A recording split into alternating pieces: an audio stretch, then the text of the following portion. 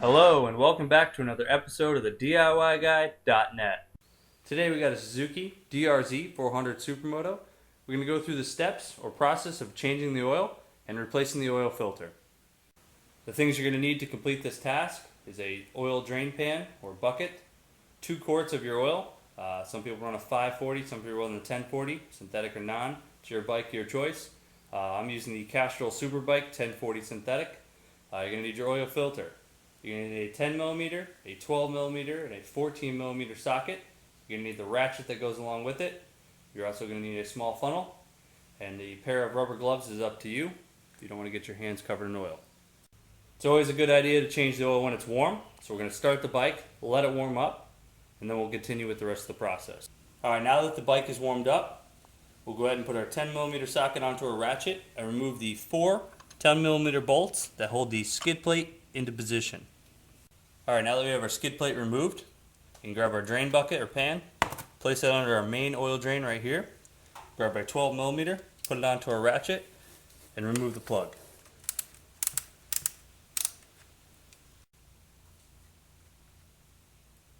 Be careful as the oil will be warm.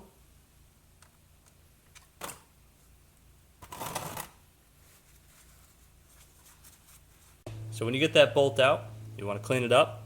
You'll notice there's a crush washer on there. I replace mine every other time. So I replaced it last time I changed the oil, so I'm going to skip replacing it this time.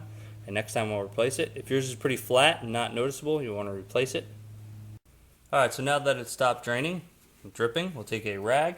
We'll wipe down the mating surface to make sure it's clean of any debris. We'll take that 12mm bolt and reinstall it.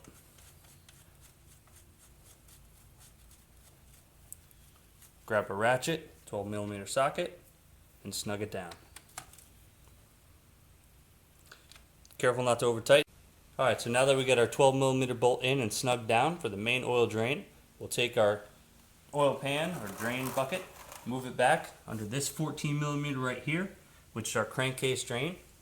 So next we'll put our 14mm on our ratchet, loosen the drain plug, and remove it so we can drain the crankcase.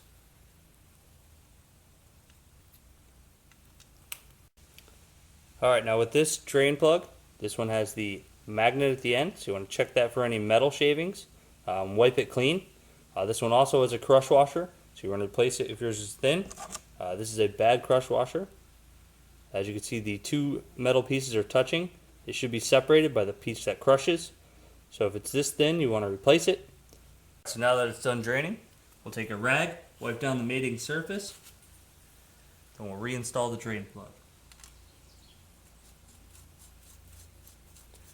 We'll run it all the way up with our fingers and snug it down with our 14mm. So now that we have the drain plug in and snugged down for the crankcase, we'll move our drain bucket out and under our oil filter. We'll use our 10mm socket and ratchet and remove these 3 10mm nuts that hold our oil cover on. Alright, now that we have them all cracked loose, we'll tip the bike towards us. That way the oil will drain without actually dripping down the motor. It'll save you a lot of cleanup later.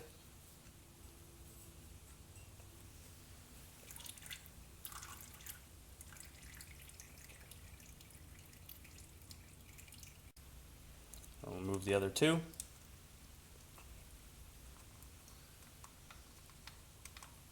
And the cover. Careful, watch the O-ring so it doesn't fall into your drain pan. Sometimes they will stick to the case. Next, we'll remove the filter. Careful, as there is an O-ring in the inside there. You don't want to lose it into your drain pan. There's an O-ring on the inside right there where the filter sits. It's a small one like this one. I replace mine every other time when I do the crush washers. Just a good practice to do. There's also a larger O-ring on the inside of the cover. I replace that too when I do the crush washers every other time to make sure it properly seals and I don't have any leaks. Alright, so we'll first start by taking the small O-ring, placing it onto the nipple inside the filter housing.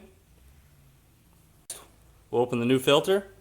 You'll see one end is open, one end is closed. You want the open end to slide onto that shaft inside the filter housing. Make sure the O-ring is on the filter cover. We'll make sure we install it with the arrow pointing up. Next, we'll reinstall the 3 10mm nuts.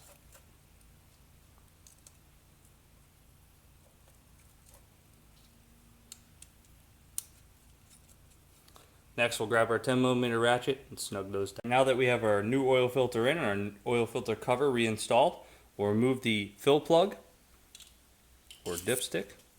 We'll set that aside. We'll place our small funnel in the fill the bike with the oil. So when adding your second quart, some people would say it'll take 2 full quarts to do the oil change. I try to leave 2 to 4 ounces in the container. I'll put the oil fill or dipstick back in, take it for a quick ride, shift it through some gears, bring it back, check the oil, add if I need to, that way I don't overfill the bike. So we just took the bike for a quick ride, shifted through some gears, we'll come back, check the oil. So we'll remove the dipstick, we'll take our rag, wipe it off, so we have no oil on it and we can get an accurate reading. You want to make sure your bike is in the upright position. We'll just stick it straight in, pull it straight out, don't thread it in. As you can see, it's kind of hard to see because it is nice new oil. We are right at the full mark where we want to be. Snug that down. So now that we ensured our oil is filled to the proper level, we'll come back down here, we'll check our main drain plug. We'll also check our crankcase drain plug to make sure there are no leaks. And if there are no leaks, we'll go ahead and reinstall the skid plate. Once you have your skid plate reinstalled and snugged down, that's it. You just finished a oil change on your Suzuki DRZ400 Supermoto. Thanks for watching another episode of the DIYguy.net. He's just finished building you the subscribe button. Click that to get our latest DIY fixes delivered right to you. He's just finished with the What's Next button. You're going to have to click that to find out what's next. Don't keep him waiting.